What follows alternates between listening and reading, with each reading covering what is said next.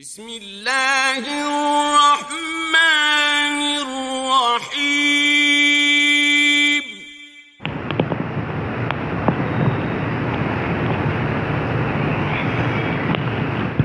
السلام علیکم ورحمۃ اللہ وبرکاتہ۔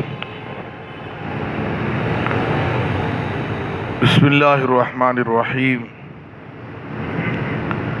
عن عائشہ رضی اللہ تعالی عنہا قالت قال رسول اللہ صلی اللہ علیہ وسلم ان اللہ رفیق یحب الرفق فی الامر کلہ، رواہ مسلم۔ محترم حضرات، اچھے اخلاق کی قسموں میں ایک بہترین صفت نرم مزاجی ہے۔ نرم مزاجی، لوگوں کے ساتھ نرمی کا معاملہ کرنا، نرمی سے پیش آنا ایک بہترین صفت ہے۔ اس کے مقابلے میں سخت مزاجی ایک بری صفت ہے۔ نرمی سے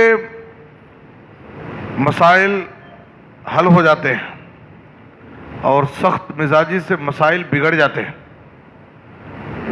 بہت سارے ایسے مسائل ہیں جہاں پر آدمی کی سخت مزاجی اس مسئلے کو اور بگاڑ دیتی ہے، اور بہت سارے ایسے مسائل ہوتے ہیں جہاں آدمی کے تھوڑے نرمی اختیار کرنے سے وہ مسئلہ آسان ہو جاتا ہے، حل ہو جاتا ہے۔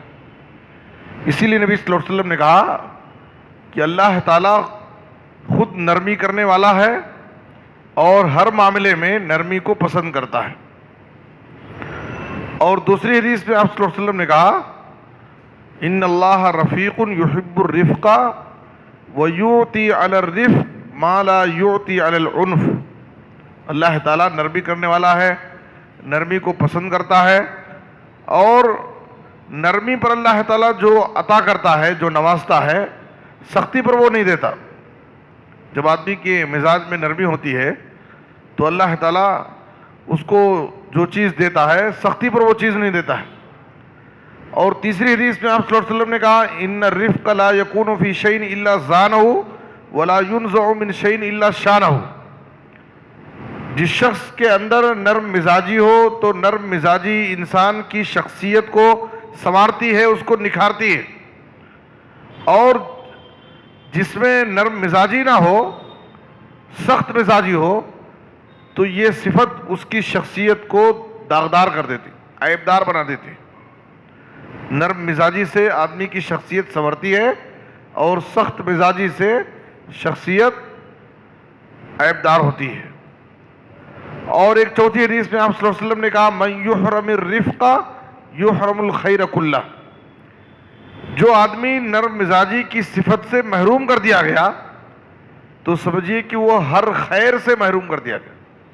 یہ اتنی عظیم صفت ہے اور اتنی قابل تعریف صفت ہے کہ اگر کسی کے اندر یہ صفت نہیں ہے تو سمجھیے کہ وہ ہر خیر سے محروم ہو گیا ہے۔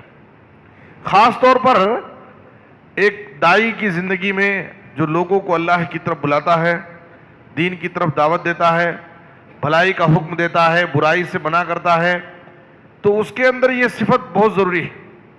لوگوں کے ساتھ نرمی کا معاملہ کرے، لوگوں کو خوش اسلوبی کے ساتھ، پیار اور محبت کے ساتھ وہ لوگوں کو اللہ کی طرف بلائے، اس لیے کہ لوگوں میں مختلف مزاج کے لوگ ہوتے ہیں۔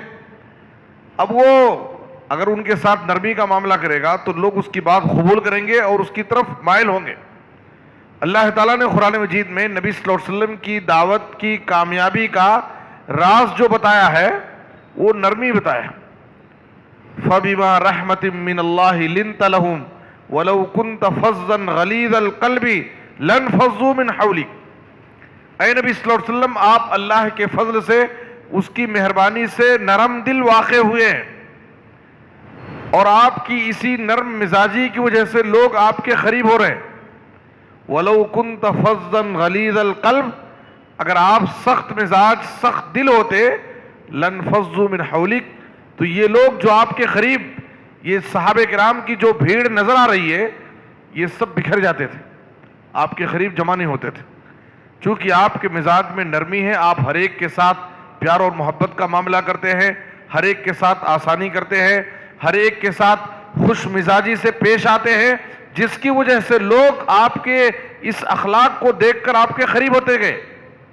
اگر آپ کے اندر یہ صفت نہیں رہتی، نرم مزاجی کی جگہ سخت مزاجی ہوتی، تو لوگ آپ کے قریب جمع نہیں ہوتے تھے بلکہ آپ سے دور بھاگتے تھے۔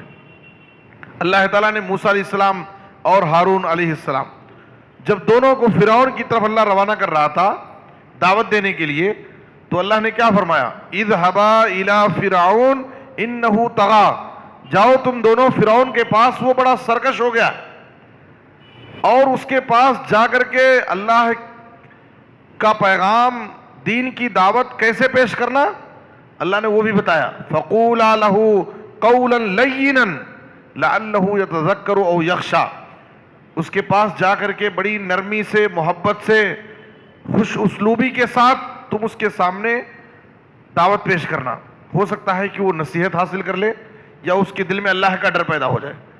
تو فرعون کے پاس جب اللہ تعالیٰ موسیٰ اور ہارون علیہ السلام کو روانہ کر رہا تھا، تو ان کو بھی کہا کہ نرمی کے ساتھ جا کر کے ان کو دعوت دو، نرمی کے ساتھ ان کے سامنے اپنی بات رکھو۔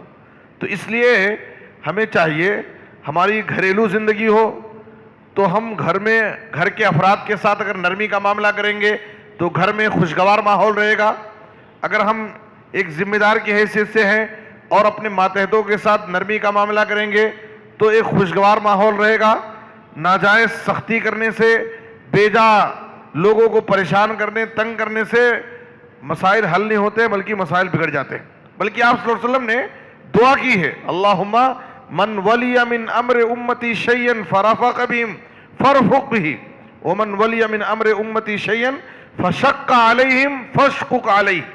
اے اللہ، اگر کوئی شخص میری امت کے کسی معاملے کا ذمہ دار بنے اور وہ ذمہ دار بننے کے بعد رعایا کے ساتھ، ماتحتوں کے ساتھ نرمی کرتا ہے، تو اے اللہ تو اس کے ساتھ بھی نرمی کا معاملہ کر۔ آپ دعا دیے۔ لیکن اگر کوئی شخص ذمہ داری میں آنے کے بعد وہ ماتحتوں کے ساتھ بیجا سختی کرتا ہے، ان کو پریشان کرتا ہے، ان کو تنگ کرتا ہے، ان کے حقوق ادا نہیں کرتا ہے، تو نبی صلی اللہ علیہ وسلم نے بد دعا کی، اے اللہ تو اس کے اوپر سختی کر دے، اس کو تنگی اور پریشانی میں ڈال دے، جو لوگوں پر ناجائز سختی کرتا ہے اور لوگوں کو پریشانی میں ڈالتا ہے۔ اس لیے ہمیں چاہیے کہ ہم اس اچھی صفت کو اپنائیں تاکہ ہماری گھریلو زندگی خوشگوار رہے، اور جہاں بھی ہم رہیں اس صفت کے ذریعے ہم لوگوں کے ساتھ اچھا معاملہ کر سکتے ہیں۔